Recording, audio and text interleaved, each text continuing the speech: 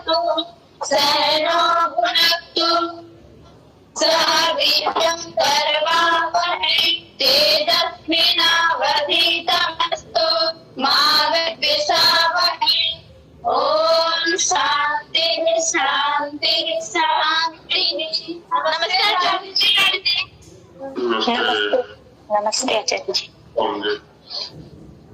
शांति नहीं होता है, शांति होता है, तालव्य षकार है। अब आचार्य जी प्रणाम। जी प्रणाम जी। आचार्य जी एक बार इस शांति पाठ का एक बार अर्थ समझा दीजिए। क्या समझना है इसमें, बोलिए। सर एक बार शब्दार्थ समझा दीजिए हमको। कीर्ति जी सर नमस्कार। आपसे मेरा अनुरोध है कि कक्षा में जो विषय है ना उससे संबंधित प्रश्न करें। ये जो शंका समाधान वाली बात है, मंत्रोच्चारण का अर्थ, ये हम रखेंगे। आचार्य जी ने कहा है हमें, तो कुछ दिन के बाद से वर्णोच्चारण शिक्षा एक बार समाप्त हो जाती है, अध्याय पर आएंगे तो हम मंत्रों का भी अर्थ कराएंगे। संध्या उपासना के मंत्रों केवल विषय पर ही है। आप बाहर जो प्रश्न है वो ना उठे। ठीक है सर। तो ठीक है, ठीक कहा है सत्यवान जी ने। हमारा था कि मंत्र भी हम साथ में ले लें, लेकिन बाद में विचार ये आया, पहले थोड़ा सा शब्दों पर अधिकार हो जाए, थोड़ा शब्दों पर परिचय हो जाए संस्कृत के। नहीं तो जो नए लोग जुड़े हुए हैं उनके लिए एक उबाऊ जैसा विषय हो जाएगा, और जैसे जैसे थोड़ा अधिकार बनेगा तो वैसे वैसे लेते रहेंगे परिचय। और अभी तो चूंकि बच्चे उच्चारण कर रहे थे ये, और सुनने में आया जैसा कि कहीं कहीं तालव्य के स्थान पर दंत्य का उच्चारण इनका हो रहा था। शांति जो शब्द है इसमें तालव्य षकार है, दंत्य नहीं है।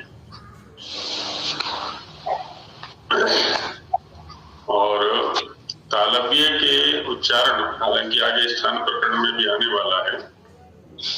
जो हमारी जिह्वा है उसका थोड़ा सा गोलाकार बनता है, और जैसा पीछे भी चिंतन किया गया था, जिह्वा के अग्र माने जो चोंच है उसके ऊपर थोड़ा सा पीछे जो भाग है वो ऊपर की ओर करता है, स्पर्श नहीं करता है पूरी तरह से, क्योंकि ये ऊष्म वर्ण है। तो ऊष्मा से निकलती है, हवा से निकलती है, कर्ण और स्थान के मध्य से।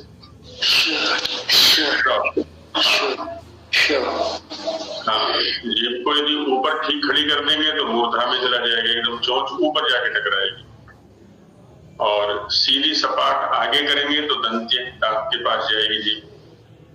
और जीभ को थोड़ी सी हल्की सी गोलाई लेते हुए और जिह्वा के अग्र का ऊपर पीछे थोड़ा सा वहां प्रयत्न होता है तो श ऐसा हो जाता है। आगे स्थान प्रकरण आएगा तो वहां और खुल के चर्चा करेंगे सभी विषयों पर। जो सूत्र कल हमारे विचार का विषय बने, ये सभी अष्टाध्यायी के सूत्र हैं।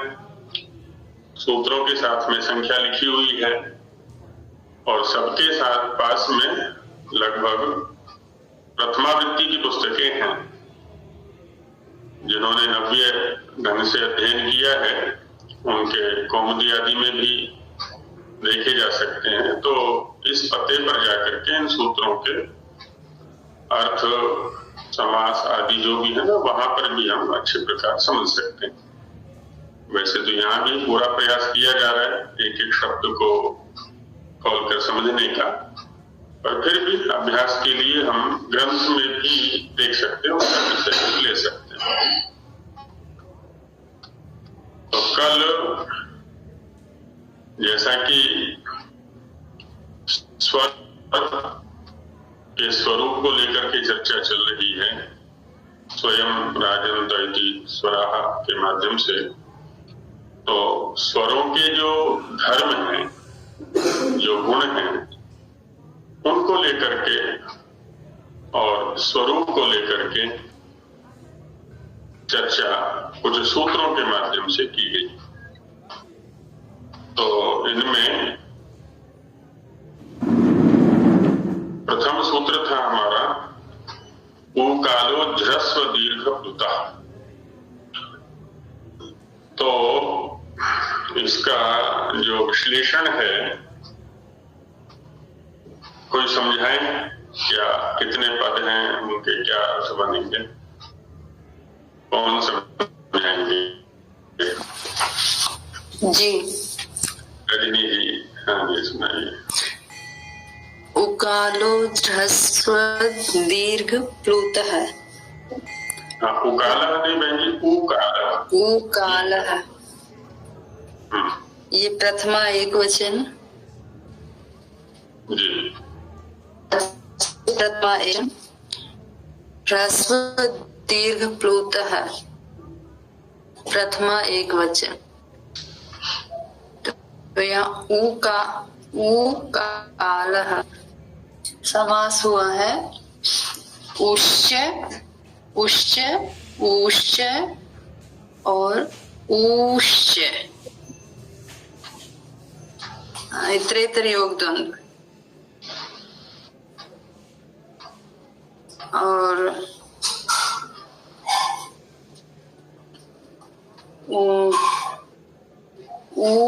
वाम कालः यस्य स उकालः, वाम कालः यस्य स उकालः।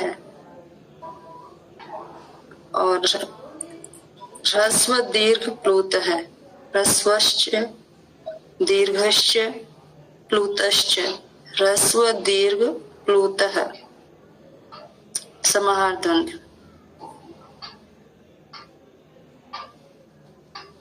और इसमें बताया कि उ और उ इनको यथाक्रम से ह्रस्व दीर्घ और प्लुत ये सब हो जाती है तीनों की। जी, रजनी जी ने बहुत अच्छा बोला। जो बोला है उसमें कोई परिष्कार करना चाहेंगे, कुछ सुधार करना चाहेंगे, या समर्थन है सभी का, जो बोला है वह सही है? आचार्य जी, उकालः में बहुव्रीहि समास है, इतरेतर योग द्वंद्व नहीं है। जी, आप विग्रह पूर्वक बोलिए, क्या विग्रह है? उश्च उश्च उश्च उश्चः इति कालः प्रयुक्ते कालः यस्य स कालः। जी, बहुव्रीहि समास। आचार्य जी मैं बताऊं? हाँ जी प्रीति जी बोलिए। सर सूत्र है उकालः अच ह्रस्व दीर्घ प्लुत। यहाँ पे जो उकाल है वो संजी है और जो ह्रस्व दीर्घ और प्लुत है वो संज्ञा है। यहाँ पे जो उकाल है अगर हम उसका मतलब अच का विशेषण है ये उकाल, तो यहाँ पे बहुव्रीहि समास होगा। उकाल इव कालो यस्य सह, ये अच के लिए मतलब अचों का प्रतिनिधित्व करता है इसलिए। और यहाँ पे ऊश्च ऊश्च ऊश्च इति वह उकाल है। यहाँ पे एक शेष रह जाएगा जो दीर्घ ऊ है वो। तो उकालो अच ह्रस्व दीर्घ प्लुत, यहाँ पे ये होगा, बहुव्रीहि समास भी होगा और द्वंद्व समास भी होगा, इतरेतर द्वंद्व समास होगा। यहाँ पे अचों के लिए अकार का ग्रहण क्यों नहीं किया गया, मतलब आकार प्रतिनिधित्व क्यों नहीं करता उनका। तो उसके लिए हम एक मतलब ये उदाहरण क्या ये व्यवहार में है कि उषा काल का जो मुर्गा है, देसी मुर्गा, वो ऐसे ही उच्चारण करता है। तो वहां से ताकि आम जनता को भी ये समझ में आ जाए, व्यवहार का उन्होंने उकाल लिया व्यवहार के लिए। बहुत सुंदर। और कोई कुछ परिष्कार करना चाहेंगे? चिंतन करें, कहीं अन्य ग्रंथ से कोई देख करके आए हैं वो भी रख सकते हैं। कोई नव्य ग्रंथ में या इधर उधर कुछ और अर्थ किया हो तो वो भी रख सकते हैं, कोई स्वरूप हो। जी आचार्य जी, इसमें मैं थोड़ा सा बताना चाहूंगा। जो आपने कल एक और विशेष बात बताई थी कि ऊ जो दीर्घ का विधान हुआ है, उसमें यह है कि जो ऊ काल है, यहाँ पर बहुब्रीहि समास है कि ऊ काल इव कालो यस्य स इति ऊ काल है कि तीनों उकारों का प्रतिनिधित्व ये दीर्घ ऊ करता है। उसमें क्योंकि उश्च ऊश्च ऊश्च में जब हम संधि करेंगे तो वहां अकः सवर्ण दीर्घ की प्रवृत्ति है, क्योंकि वहां आदेश दीर्घ ही हुआ है, प्लुत को भी जब सवर्ण परे है, इसलिए दीर्घ उकार का वहां समास में विधान हुआ।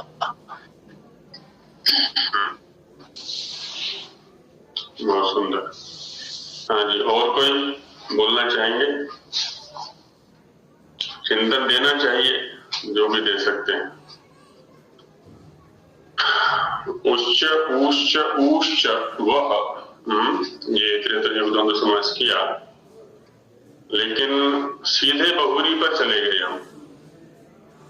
पहले इस वह शब्द का काल के साथ समास करना चाहिए, वो है षष्ठी समास, वाम काल ऊ काल। और उसके बाद एक और काल को पकड़ करके ऊ काल इव कालो यस्य सह ऊ काल। एक तो ये प्रक्रिया है। दूसरी प्रक्रिया है ना, इसको बोलेंगे हम उत्तर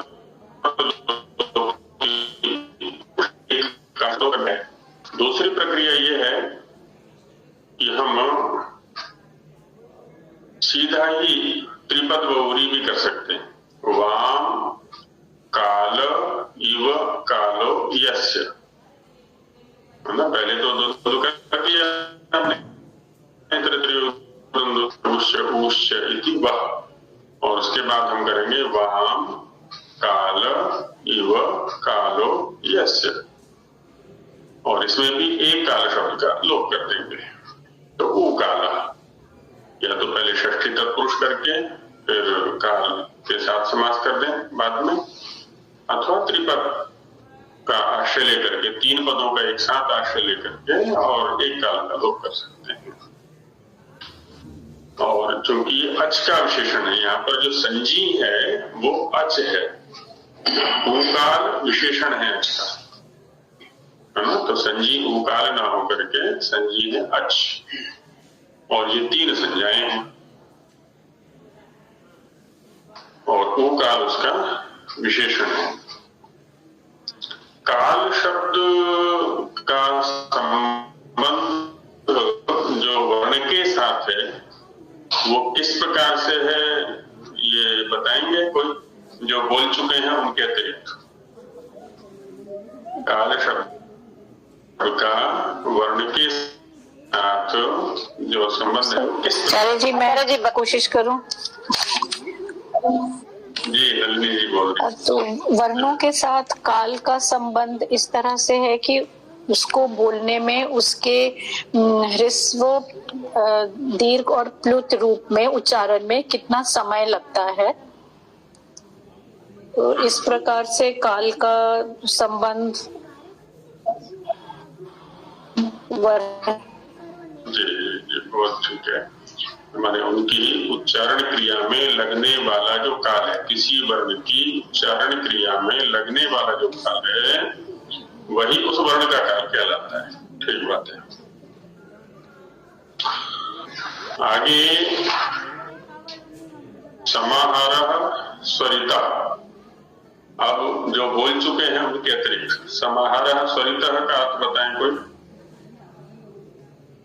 जो बोल चुके हैं उनके अतिरिक्त। आज कन्या गुरुकुल से कोई नहीं बच्चे बोल रहे हैं। आचार्य जी मैं बोलूं? हाँ जी, कर्णपाल जी। आचार्य जी, जो उदात्त है और अनुदात्त है, तो दोनों का मिला जुला होकर के जब उच्चारण करेंगे तो उसे स्वरित बोलेंगे। जी, अनुदात और उदात को मिलाकर थोड़ी थोड़ी मात्रा में मिल जाएंगे, दोनों के गुण मिल जाएंगे थोड़ी थोड़ी, तो वो चाहे वो स्वरित हो जाएगा। जी जी, बहुत सुंदर। और भी कोई बोलना चाह रही थी बहन बीच में? जी आचार्य। हाँ, तो इसमें ये बताइए आप, समाहार शब्द का क्या अर्थ है? समाहार का अर्थ है आचार्य जी की उदात्त और अनुदात्त दोनों का मिश्रण, जहाँ पे आधी मात्रा उदात्त की और बाकी अनुदात्त की ले ली जाए तो समाहार। हाँ, आदि वाली आधी मात्रा। जी। तस्यादिता उदात्तम अर्धह्रस्वम, आदि वाली आधी मात्रा उदात्त शेष अनुदात्त, ऐसी स्थिति रहती है। गुरुजी, यही मेरा एक प्रश्न है कि स्वर की मात्रा हम एक कहते हैं, स्वतंत्र है वो, तो एक पूरी मात्रा मान रहे हैं, तो यहाँ आदि मात्रा आधी मतलब इसका विभाग कैसे करें? जी, ऐसा कहना जी जी। इसमें होता क्या है, कुछ चीजें व्यावहारिक स्तर पर हैं, लिपि के स्तर पर नहीं है। जी। जब किसी ध्वनि का हम उच्चारण करते हैं तो ध्वनि में उतार चढ़ाव हुआ करते हैं।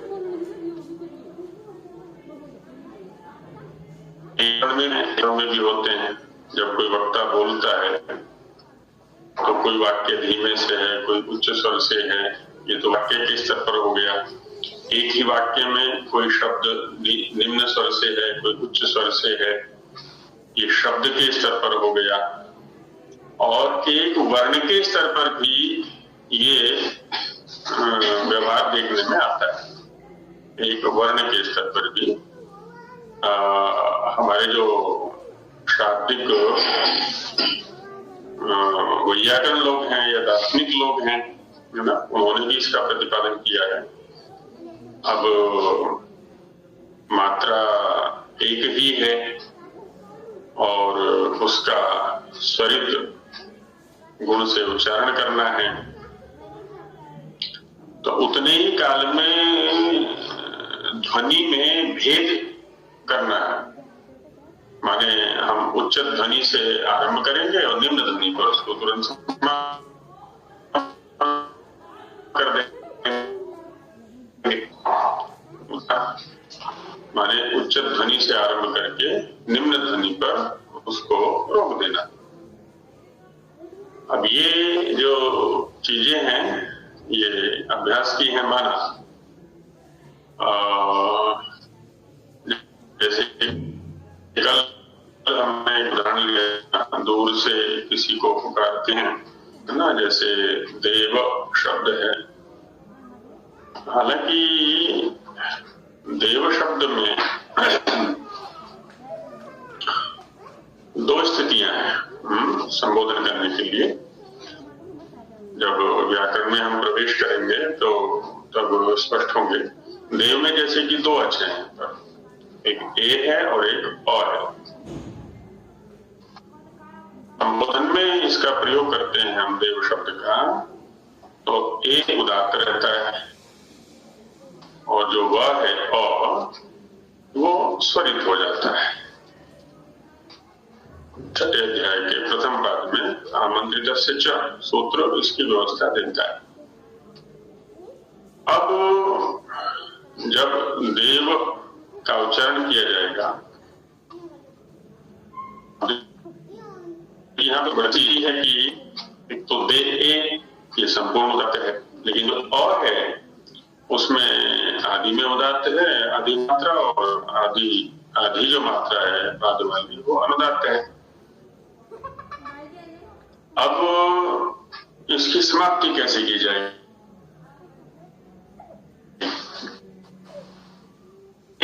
रूप से उच्च स्वर से उच्चरित होता भी है। देव, अभी बोलने वालों के अभ्यास के ऊपर भी बात है। तो दे ए की अनुवृत्ति या संबंध व अ से होते हुए, लेकिन वो उसकी जो परिणति है, उसकी जो समाप्ति है, वो अनुदात्त पर हो जाती है। और एक के अंदर तो विभाग हम कर ही सकते हैं, आधे आधे के विभाग हो ही जाते हैं वो तो। अब उसको अलग से दिखलाना चाहें, हालांकि यंत्रों में दिखला सकते हैं। जब रिकॉर्डिंग होती है, आजकल तो आधुनिक यंत्र हैं, और उसमें देखा होगा स्क्रीन पर यदि देखेंगे रिकॉर्डिंग को, तो वो लाइनिंग से आती है ऊपर नीचे करके। जैसे हृदय का परीक्षण होता है ना, वहां जाकर के हॉस्पिटल में देखते हैं, तो जो गति चलती है तो स्क्रीन में दिखाई पड़ती है ऊपर नीचे। ठीक वैसे ही ध्वनि की भी वहां जब प्रभाव दिखता है स्क्रीन के ऊपर, इसको देखते हैं उनसे जो प्रभाव पड़ रहा है ध्वनि को, तो एक में भी वो स्थिति बन जाती है। ऐसा रहता है, ये अभ्यास का विषय है। आचार्य जी, इसमें क्या हम कह सकते हैं कि दीर्घ में समाहार ज्यादा पॉसिबल है, मतलब थोड़ा सरल है करना, और एक में मुश्किल होगा? तो जहां पर ये समाहार है वहां पर हम लोग ऐसे सोच सकते हैं कि प्लुत और उसकी संभावना ज्यादा है।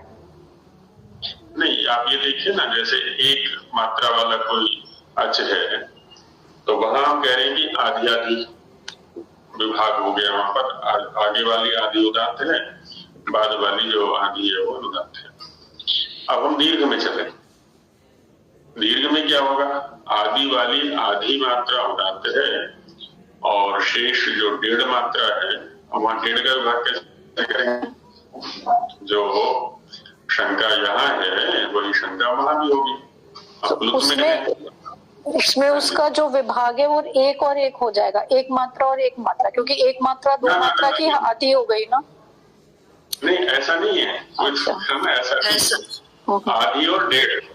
हाँ। आदि वाली केवल ह्रस्व की आधी, पूरे अक्षर की आधी, ह्रस्व की आधी। तो वहां जो विभाग बनेगा वो आधी और डेढ़ का बनेगा, और प्लुत में जो विभाग बनेगा आधी ढाई का बनेगा, क्योंकि वहां पर 3 मात्रा है। तो ढाई मात्रा अनुदात्त रहेगी बाद वाली, और आरंभ की जो ह्रस्व का आधा है वो उदात्त रहेगा। तो ये फिक्स्ड है कि इसकी आधी मात्रा ही रहेगी, चाहे वो प्लुत हो या दीर्घ हो। जी, ह्रस्व की आधी, और वो भी आदि वाली, आरंभ वाली। इसी के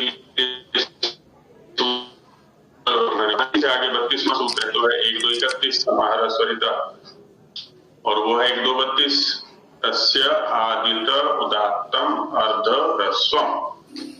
अर्ध ह्रस्व माने ह्रस्वस्य अर्धम अर्ध ह्रस्व, ह्रस्व का आधा, सारी मात्राओं का आधा नहीं, ह्रस्व का आधा। आदित आदि वाला, उदात्तम है ना, शिष्टम अनुदात्तम, बाकी सब अनुदात्त रहेगा। ऐसा करता है। तो हम अपने ही द्वारा उच्चरित ध्वनियों पर यदि ध्यान देंगे तो अभी उपलब्ध हो जाएगी ये विलक्षणता। अभी हमने की दृष्टि से ध्यान नहीं दिया ना। प्रतिदिन जो हम व्यवहार कर रहे हैं, ध्वनियों का उच्चारण कर रहे हैं, या तो रिकॉर्डिंग करके सामने स्क्रीन पर देखें क्या प्रभाव पड़ रहा है वहां पर। संभव है कहीं कान से न पकड़ पाए हैं। जी बहन। जैसे देव का हम उच्चारण करते तो ताकि कई जैसे वो वह को पे बाद वाले अच पे उदात कर देते हैं, जैसे हम बोलते देव, और एक आपने बोला था मैं बार में ऐसे भी बोल देते हैं देव उच्चारण में, तो उचित व्याकरण की दृष्टि से उचित देव वाला होगा या देव, मतलब क्योंकि बाद में उद्धार किया उन्होंने, पहले नहीं किया उद्धार। तो एक बार यहाँ क्या है, देखिए एक तो है कि संबोधन माने जो आमंत्रित पद है उसका स्वर क्या है, तो उसके स्वर को यदि हम देखेंगे तो वो आदि में उदात्त रहेगा, अंत में स्वरित रहेगा। यही पद जो आमंत्रित पद है, संबोधन पद है, जब किसी को दूर से बुलाने में प्रयुक्त होगा, है ना, जिसको हम संबोधित करना चाह रहे हैं वो दूर है, वहां इसके स्वर की जो स्थिति है बदल जाती है। वहां 8वें अध्याय में इसकी व्यवस्था दी गई दूरातो तेजा, कि दूर से जब आह्वान करना हो तो जो अंतिम अच है वो प्लुत और उदात्त हो जाता है, और वहां दोनों व्यवस्थाएं हैं। अंतिम अच जो है वो भी प्लुत और उदात्त होता है, अथवा उसमें विद्यमान जो गुरु अक्षर है, गुरु की अभी आगे परिभाषा आ रही है, माने दीर्घ अक्षर है, अच है, वह भी प्लुत उदात्त हो सकता है। तो दूर, लेकिन दूर होना चाहिए जिसको हम पुकार रहे हैं ना, वो उसे तात्पर्य है वक्ता को, वक्ता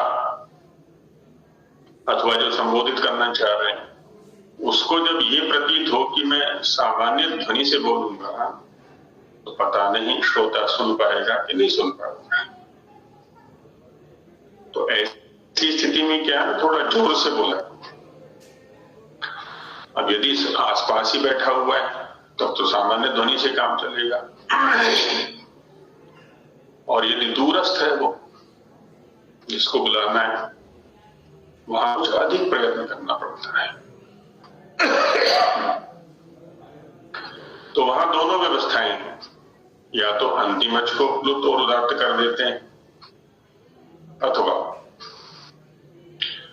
अंतिम के अतिरिक्त जो अन्य कोई गुरु अच है, जैसे दे ए गुरु है, उसको भी प्लुत उदात्त करके उच्चार कर सकते हैं। तो देव ऐसा भी बोल देते हैं, या देव ऐसा भी बोल सकते हैं, दोनों ठीक है। वहीं पर व्यवस्था दी गई है गुरु अनृतो अनंत्यस्यापि एकैकस्य प्रार्थना, है ना, गुरु अनंत्यस्य, जो अंत्य नहीं है ऐसा जो गुरु अक्षर है, अच्छे हैं, उसको भी हम पर्याय से प्लुतोदात्त कर सकते हैं। और ये लोक व्यवहारानुगत है, वैयाकरणों ने कोई अपनी ओर से सिद्धांत नहीं बनाए हैं, व्यवहार में जैसा देखा गया है उसी को व्यवस्थित करके प्रस्तुत कर दिया है। बस कुछ और संज्ञाएं जो शास्त्रीय स्तर पर हमें सुनने के लिए दिखाई पड़ती हैं,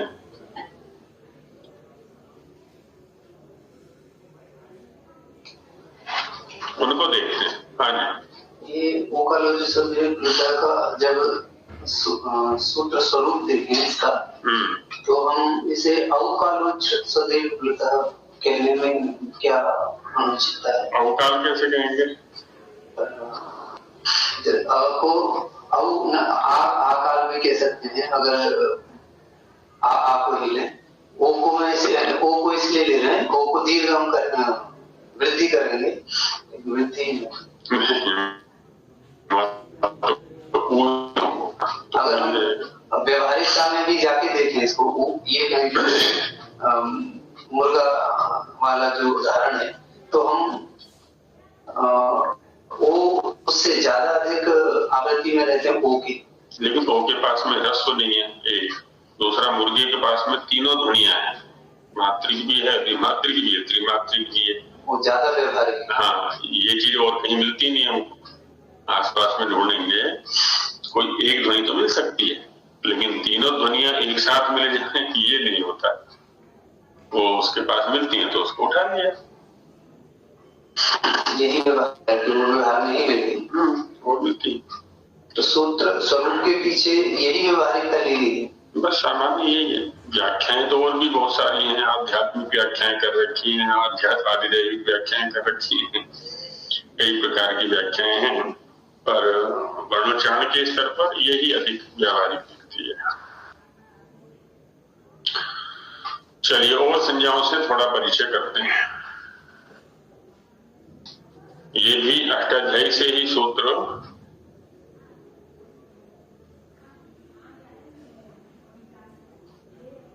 और प्रथमावृत्ति सामने हो तो अभी देख भी सकते हैं हम पर, जैसे ह्रस्वम लघु, और ये प्रथम अध्याय के चतुर्थ पाद का 10वां है।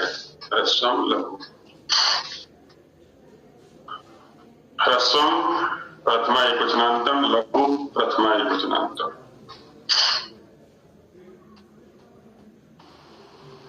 ह्रस्व क्या है इससे हम परिचित हो गए कालो ह्रस्व दीर्घ के प्रसंग में। जो एक मात्रा वाला अच है उसको ह्रस्व कहते हैं।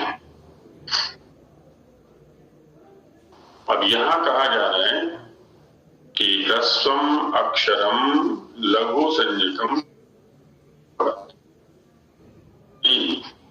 जिसकी ह्रस्व संज्ञा है उसकी लघु संज्ञा भी होती है ना।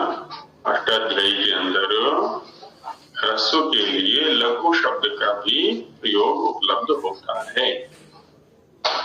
तो ह्रस्व कहेंगे अथवा लघु कहेंगे, दोनों का जो संजी है वह एक ही है ना। जैसे प है, ई है, ऊ है, री है, जो भी है, जो मात्रिक एक मात्रा वाले अच हैं उनकी लघु संज्ञा भी है, और इस लघु संज्ञा से पर्याप्त कार्य वैयाकरणों ने लिया हुआ है। उगंत लघु बुधस्य च, है ना, यहाँ पर जैसे लघु शब्द का प्रयोग कर दिया है, और भी अनेकत्र लघु संज्ञा का प्रयोग है। अब ह्रस्व की लघु संज्ञा की, एक मात्रा वाले अच की लघु संज्ञा की, लेकिन इसी एक मात्रा वाले अच की गुरु संज्ञा भी है परिस्थिति विशेष में, सामान्य रूप से नहीं है। वो परिस्थिति विशेष क्या है? संयोगे गुरु, संयोगे सप्तमी एकवचनांतम, गुरु प्रथमा एकवचनांतम। संयोगे में सप्तमी है। यहाँ पर व्याकरण के अंदर सामान्य रूप से या कह लें प्रायः रूप से सप्तमी का अर्थ होता है के परे रहते। जो सप्तमी से युक्त पद होगा ना, तो उसके साथ में हम इन शब्दों को जोड़ देंगे। क्या? के परे रहते।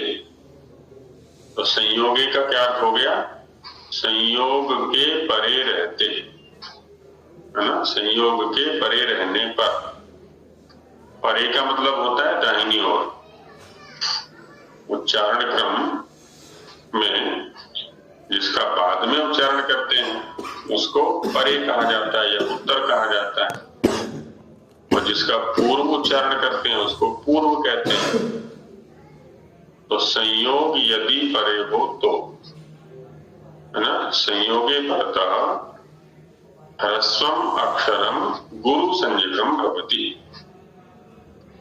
संयोग के परे रहते ह्रस्व अक्षर की, ह्रस्व अच की गुरु संज्ञा होती है। अब जैसे पहले संयोग को समझ लें। संयोग क्या होता है? संयोग दिया इन्होंने 16वें सूत्र में। तब इसका उदाहरण अच्छी प्रकार से समझ में आ जाएगा जो गुरु यहाँ पर कहा जा रहा है इसको। हलः प्रथमा बहुवचनांतम, अनंतराः प्रथमा बहुवचनांतम, संयोगः प्रथमा एकवचनांतम। अंतर कहते व्यवधान को। अंतर माने व्यवधान। न विद्यते अंतरः या अंतरम येषां ते अनंतरः। गौरी जिनमें अंतर नहीं है, व्यवधान नहीं है। अंतर अथवा व्यवधान जो होता है वो विजातीय का होता है, भिन्न जाति वाले का होता है। सामान्यतः सजातीय का व्यवधान नहीं माना जाता, समान जाति वाले का।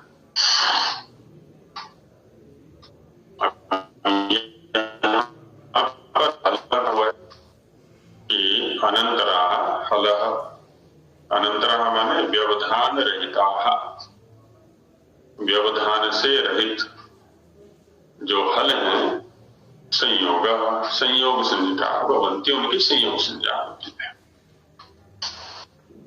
वर्णों का परिचय हमने लिया। सारे वर्णों को यदि एक रूप में कहें तो एक ही जाति है, उनकी अक्षर जाति कह लें या वर्ण जाति कह लें।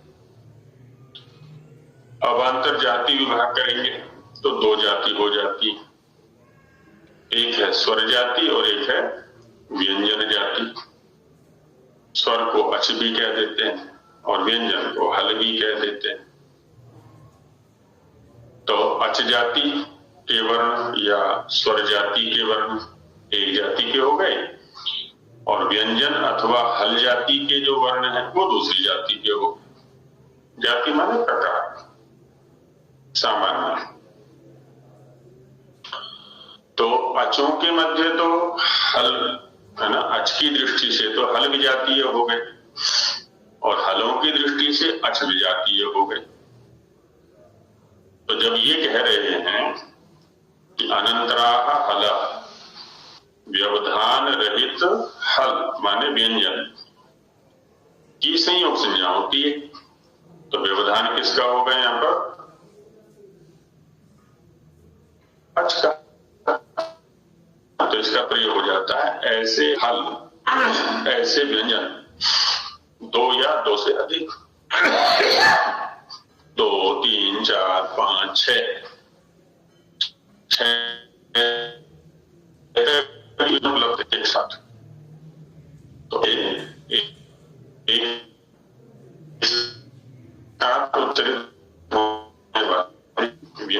जिनके मध्य किसी अच का उच्चारण न हो, स्वर का उच्चारण न हो,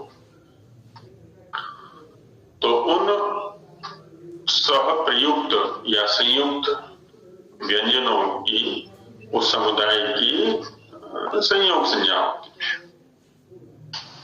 तो ऐसे संयोग के परे रहते हैं, है ना, अज व्यवधान रहित हल समुदाय रूप जो संयोग है उसके परे रहते, उसके दाईं ओर रहते हुए, यदि उसके ठीक पूर्व में कोई ह्रस्व अक्षर है, ह्रस्व अच है,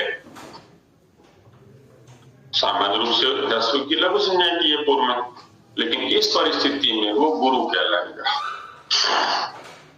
यहां उसकी ह्रस्व संज्ञा नहीं है, लघु संज्ञा नहीं है। यदि कहीं पर लघु कह करके कोई कार्य किया जाएगा तो इस परिस्थिति वाले ह्रस्व अक्षर की लघु संज्ञा नहीं है, इसलिए लघु वाला कार्य इसको नहीं होगा, गुरु वाला कार्य हो जाएगा, क्योंकि ये गुरु संज्ञक है। जैसे माना इंद्र शब्द है, इंद्र, इंद्र में जो ई है वो ह्रस्व है और आगे 3 व्यंजन एक साथ आगे, न, द, र के बाद अच है, लेकिन न, द, र के मध्य में कोई अच नहीं है, कोई स्वर नहीं है। तो इसलिए न, द, र इन तीनों व्यंजनों की क्या है, संयोग संज्ञा होगी। और इसके परे रहते जो ह्रस्व ई है उसको हम गुरु कहेंगे, है ना, वो लघु नहीं है। ऐसे ही उष्ट्र है, उष्ट्र है ना, ऊंट के लिए संस्कृत में उष्ट्र शब्द आता है,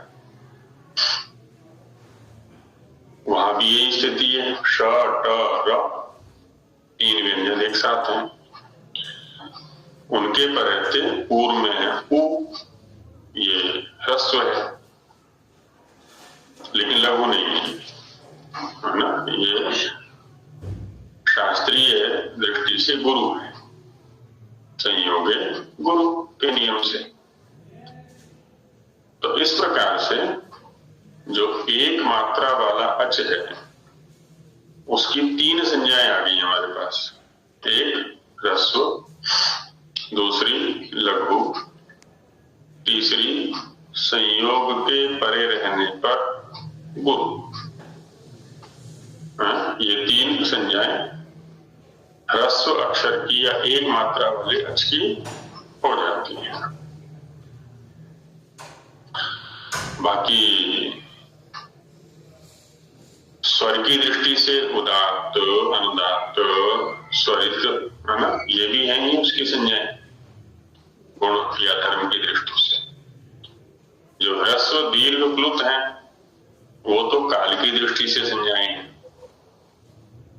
उदात्त, अनुदात्त, स्वरित ये उसके धर्म या गुण की दृष्टि से संज्ञाएं हैं, है ना, ये गौण नाम है, एक तरह से कह सकते हैं। गौण माने गुण से संबंधित, और जो ह्रस्व दीर्घ प्लुत हैं वो कालिक हैं, काल से संबंधित है।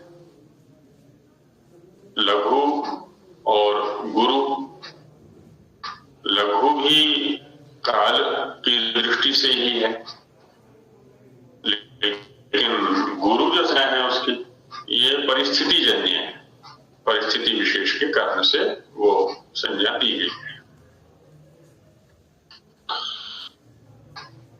जो गुरु संज्ञा है आचार्य जी, जी, जैसे हम छंद भी करते हैं बच्चों को, जो गणों पे निशान लगवाते हैं हम लघु गुरु, तो वो भी इसी प्रकार ये उदाहरण वहां भी यही प्रयोग हाँ करते हैं ना? बिल्कुल बिल्कुल, छंद शास्त्र में भी इन संज्ञाओं का इसी रूप में प्रयोग है वहां पर, लघु और गुरु यही है वहां पर छंद। आचार्य जी प्रणाम। जी जी, ईस्ट में तो फिर ई जो है वो गुरु उसमें हो जाएगा। ईस्ट में ई दीर्घ ईस्ट ये बोल, ईस्ट ये में तो संज्ञक हो जाएगा वो ईस्ट में। बिल्कुल बिल्कुल, गुरु है डॉक्टर का। हाँ जी जी, दो संयोग है उसमें। हाँ बिल्कुल बिल्कुल। तो लेकिन साथ में हमें ये भी देखना होगा, संज्ञाएं जो की जाती हैं, नाम जो रखे जाते हैं, वो कार्य विशेष की दृष्टि से रखे जाते हैं। अब जैसे इष्ट शब्द का प्रयोग किया, स्वरूप की दृष्टि से देखें तो वो गुरु है, क्योंकि श और ट का संयोग है वहां पर। लेकिन जब व्याकरण में जाएंगे और इसका विभाग करेंगे तो विभाग होगा वहां पर इश और आगे त, क्योंकि त प्रत्यय है और इश धातु है। तो धातु के स्तर पर जब हम देखेंगे तो ये लघु है, गुरु नहीं है। समुदाय के स्तर पर देखेंगे तो ये गुरु है। तो जब हम कोई कार्य कर रहे हों, लघु या गुरु संज्ञा का आश्रय लेकर के हमें ये देखना होगा वहां पर कि लघु अथवा गुरु संज्ञा किस में देखनी है, अवयव में देखनी है या समुदाय में देखनी है। इसका आगे जब व्याकरण संबंधी सिद्धांतों में चर्चा की जाएगी तो वहां ये विवेचन या विश्लेषण पकड़ में आएगा धीरे धीरे।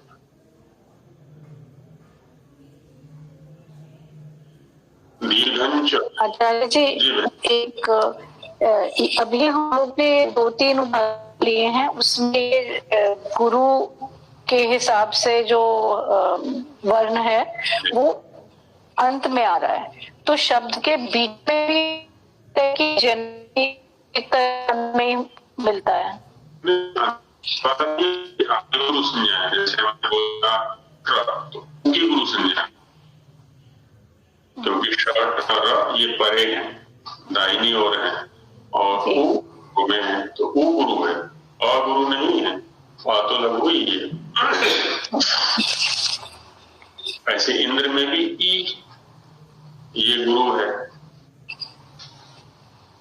हाँ ठीक है, तो मेरे को शायद थोड़ा गलत समझ लगा, तो संयोग जो है वो बाद हो तब पहले वाला गुरु है। जी जी हाँ, पहले वाला गुरु। अच्छा, मैं उसको, ठीक है, थैंक यू। हाँ, हाँ। तो ह्रस्व की तो परिस्थिति विशेष में गुरु संज्ञा हुई, लेकिन दीर्घम प्रथमा एकवचनांतम च व्यापकम, दीर्घम च अक्षरम गुरु संज्ञम भवति। दीर्घ अक्षर की भी गुरु संज्ञा होती है। यहाँ पर परिस्थिति विशेष प्रार्थित नहीं है। दीर्घ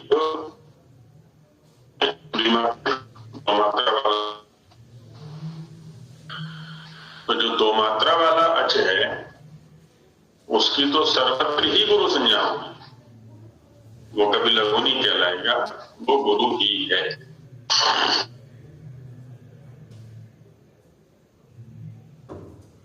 कोई तो इसलिए गुरु है। तो यहाँ वही बात आती है कि संज्ञाएं की जाती हैं, कार्य विशेष को ध्यान में रख करके की जाती है।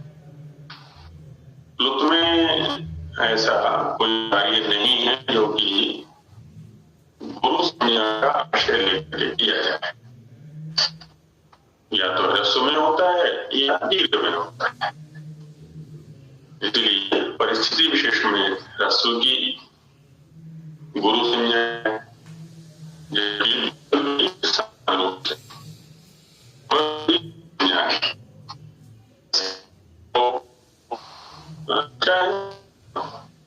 वो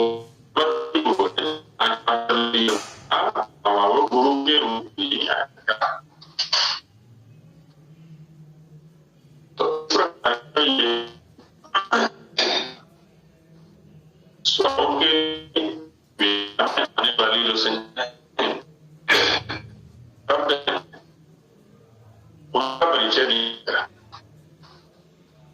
ह्रस्व दीर्घ उदात्त अनुदात्त स्वरित लघु और गुरु संयोग संज्ञा का भी परिचय दिया गया, क्योंकि वो गुरु संज्ञा में उपयोगी है। इसलिए अब आगे व्यंजन का लक्षण दिखाते हैं।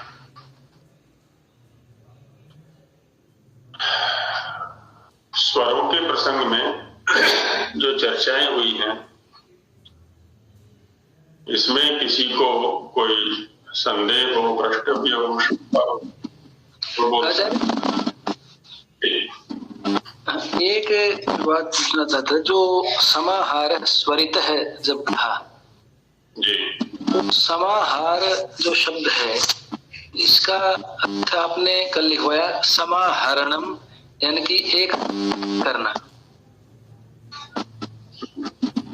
तो समाहार जैसे हम वहां जब समास में भी करते हैं कि त्रयाणाम लोकानाम समाहार है, वहां समाहार शब्द जिस अर्थ में आया, क्या वही अर्थ यहाँ भी प्रयुक्त है कि वहां पर, या इसका अर्थ समूह भी कुछ होता है?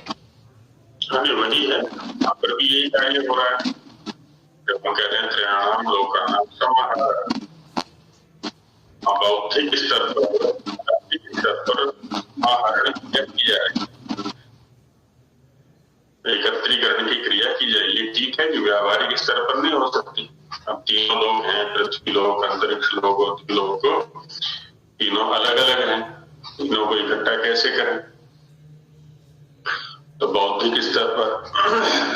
क्रिया के स्तर पर, किसी गुण के स्तर पर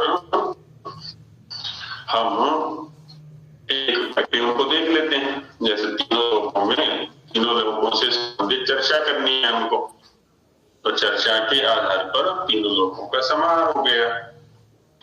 वही स्थिति यहाँ पर भी है। यहाँ थोड़ा सा ध्यान हमें ये भी रखना है, जैसा उच्चैरुदात्त के व्याख्यान प्रसंग में चर्चा की गई थी, उकारो ह्रस्व दीर्घ प्लुतः से अच की भी अनुवृत्ति इन सूत्रों में है। इसलिए उच्चैः नीचैः समाहारः जो विशेषण हैं ये अच के हैं, ध्वनि के माध्यम से या गुणों के माध्यम से। अब जैसे समाहरणम समाहारः तो भाव हो गया, क्रिया हो गई, एकत्रित होना, द्वारा अच को कहें। तो गुण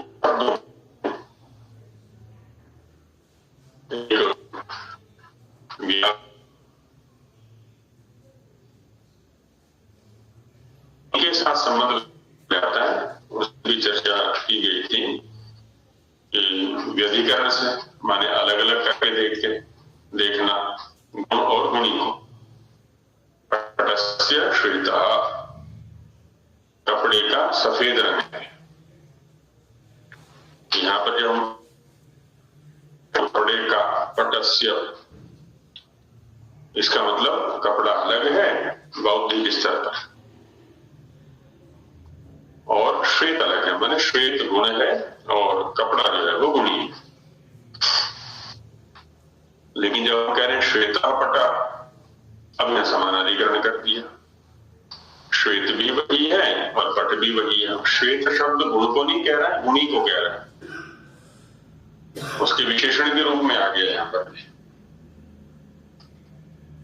तो साहित्यिक जगत में तो इसको अभेदोपचार कह दिया जाता है सामान्य रूप से। उपचार माने व्यवहार, अभेद रूप से व्यवहार करना।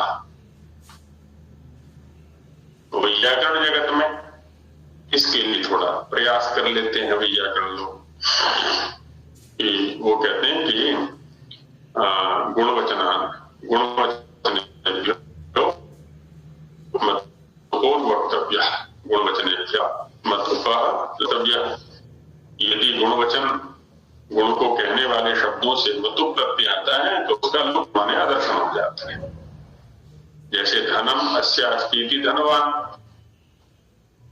तो धनवान माने धन वाला, रूप वाला।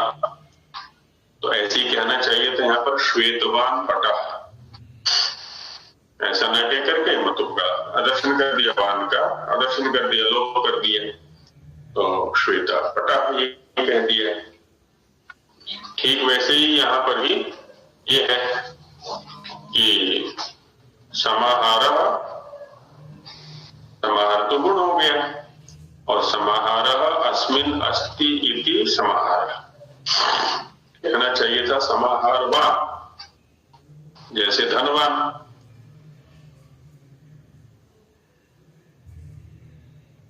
अर्थ होगा समाहार वाला, जिस अच में दोनों गुणों का, तो वह अच समाहार कहलाएगा, उसको स्वरित कहते हैं। तो ये थोड़ा सा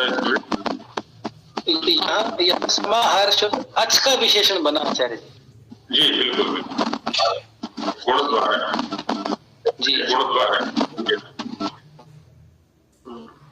आचार्य जी जी बोलिए। यहाँ पे गुरु क्यों कहा नहीं करेंगे तो क्या दिक्कत आएगी? कौन सी कक्षा में पढ़ते हो आप? 9वीं कक्षा में। 9वीं कक्षा में पढ़ते हो। क्या नाम है आपका? माही आर्या। हाँ, माही आर्या। आपकी शंका है कि ह्रस्व की गुरु संज्ञा क्यों की है, ऐसा?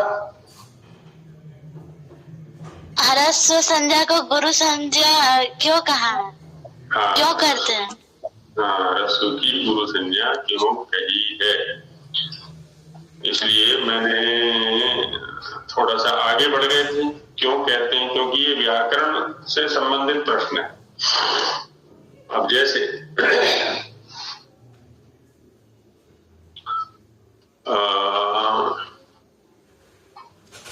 एक धातु है, माना पुष ले लें, है ना, पुष, या क्रुध ले लें, क्रुध, या है ना क्रुध। अब यहाँ पर क्रुध में या पुष में क्या होगा ना, उ लघु है, तो आगे घई प्रत्यय रखेंगे तो गुण होकर के बन जाएगा पोष। इसके स्थान पर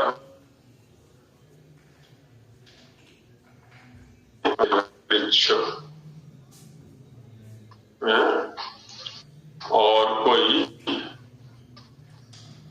अब यहाँ पर क्या रहेगा कि इसमें जो ही है तो लघु, ह्रस्व है, छ का संयोग है, इसलिए गुरु है।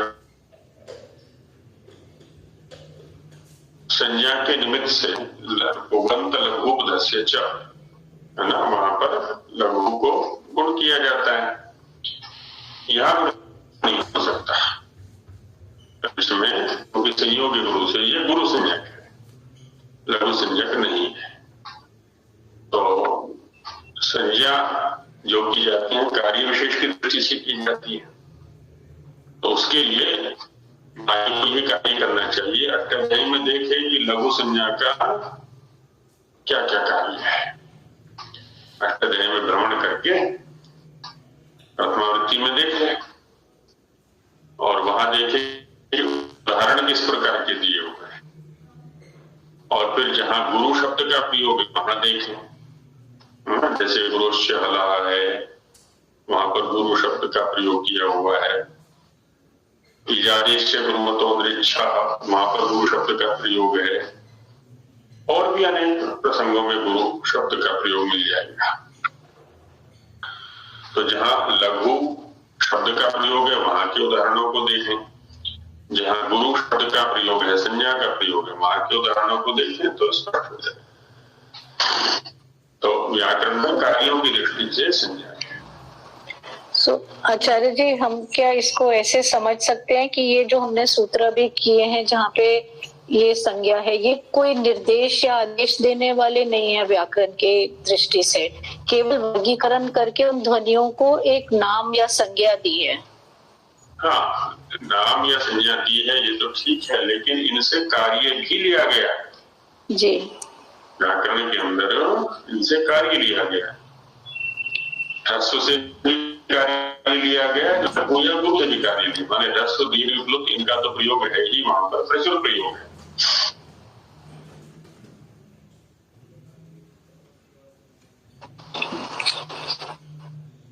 इसलिए क्योंकि कोई भी संज्ञा अनर्थक नहीं है, क्योंकि वैसे ही नाम नहीं, कार्य विशेष की दृष्टि से ही नामकरण है। कार्य नहीं है ना, कार्याभावात् संज्ञा भाव, व्याकरण व्यवहार में भी है कार्याभावात् संज्ञा भाव। यदि कार्य नहीं है तो संज्ञा भी नहीं, कार्य है तो संज्ञा है। हमारे प्रत्येक संज्ञा किसी न किसी कार्य विशेष को ध्यान में रख करके ही की गई है। तो जिस ध्वनि को हम कार्य में लाते हैं या व्यवहार में लाते हैं, उच्चारण में लाते हैं, वो सबको इन्होंने एक संज्ञा दी है अलग अलग। हाँ, यहाँ पर कार्य शब्द का प्रयोग थोड़ा सा आपका मिश्रित सा हो गया है। कार्य शब्द का प्रयोग जो मैं कर रहा था वो है व्याकरण संबंधी सिद्धांत, और ये ठीक है, आपने जहाँ कार्य शब्द का प्रयोग है वहां भी हो सकता है, वो हो गया व्यवहार। ये लघु है, ये ह्रस्व है ना, ये गुरु है। लेकिन क्यों है, जैसा माही ने प्रश्न किया कि जब ह्रस्व संज्ञा है ही तो उसकी गुरु संज्ञा क्यों कर दी या लघु संज्ञा क्यों कर दी? तो वो कार्य विशेष की दृष्टि से, जैसे अब आपका नाम है नलिनी मेहरा। अब एक ही नाम काफी था, नलिनी, साथ में मेहरा क्यों लगा दिया? अच्छा, आपका और भी नाम है, माता जी, ये भी एक नाम है आपका, बुआ जी, ये भी एक नाम है आपका, दादी जी, ये भी एक नाम है आपका, नानी जी, ये भी एक नाम है आपका। अब कोई कहे कि एक ही नाम पर्याप्त था, इतने सारे नाम क्यों रख दिए एक व्यक्ति के? तो यहाँ परिस्थिति विशेष, कार्य विशेष की दृष्टि से, संबंध विशेष की दृष्टि से अलग अलग नाम पड़ गए। और यदि व्यावहारिक स्तर पर इनका कोई प्रयोग का एक भी नाम होने वाला नहीं, जैसे माना यदि कोई व्यक्ति अकेला ही है तो उसका नाम एक ही रहेगा, देवदत्त, या कोई भी ले ले। यदि कोई संबंध नहीं है, इतने भी नाम बोले संबंध विशेष की दृष्टि से थे, उसका नाम पिता है, उसका नाम पुत्र है, उसका नाम दादा है, उसका नाम फूफा है, उसका नाम चाचा है, उसका ताऊ है, गुरु है, शिष्य है, आदि। ये सबके सब एक व्यवहारिक सत्ता है। यदि वो संबंध ना हो तो निश्चित रूप से उस व्यक्ति का वो नाम नहीं होगा। ठीक वैसे ही व्याकरण के अंदर हम यदि किसी शब्द का, किसी वर्ण का चाहे कोई नाम रख रहे हैं तो कोई ना कोई कार्य लेना है उनको, या कार्य लिया गया है सैद्धांतिक स्तर पर, इसलिए वो नाम है, इसलिए वो संज्ञा है। यदि वो कार्य नहीं है तो संज्ञा भी नहीं है। बाकी इन संज्ञाओं से और जो व्यावहारिक परिचय है ना, वो व्याकरण जगत में मिलेगा। जैसे जैसे हम व्याकरण में प्रवेश करेंगे सब संज्ञाओं का प्रयोग रहेगा। यहाँ तो केवल एक परिचय कराया जा रहा है एक तरह से, क्योंकि वर्णों का प्रसंग चल रहा है, तो वर्णों से संबंधित जो जो व्यवहार है, संज्ञाएं हैं, है ना, वो क्या क्या हैं, कैसे कैसे हैं, किन किन परिस्थितियों में हैं, तो उनसे परिचय केवल कराया जा रहा है। तो इस प्रकार से स्वरों से संबंधित जो व्यवहार है उन पर ये चर्चा पूरी हो जाती है। आगे व्यंजन करने वालों के गुण दोषों पर चर्चा की जाएगी। अभी यहीं विराम लेते हैं क्योंकि समय हो गया और कल अवकाश रहेगा। समाप्त करता हूं। ओम सहना भवतु सहना भुनक्तु सह वीर्यं कर्वावहै तेजस्विनावधीतमस्तु मा विद्विषावहै। ओम शांति।